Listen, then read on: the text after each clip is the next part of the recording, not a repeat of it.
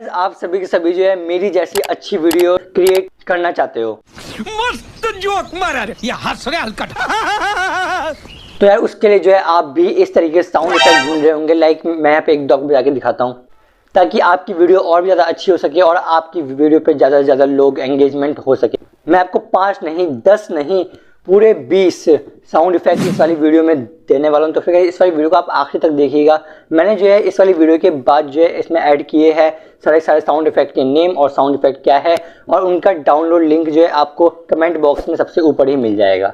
और हाँ यार, इन साउंड इफेक्ट को कैसे अपनी वीडियो में ऐड किया जाता है ये जो है मैं अपनी नेक्स्ट शॉर्ट वीडियो में आपको बताने वाला हूँ। अगर जब मैंने अपलोड किए तो फिर गाइस आपको जो है उस वाली वीडियो का लिंक डिस्क्रिप्शन बॉक्स में मिल जाएगा, जाके जरूर देखिएगा। और हाँ यार, ऐसे ही वीडियोस देखने के लिए इस चैनल को सब्सक्राइब करना ना भूलिएगा।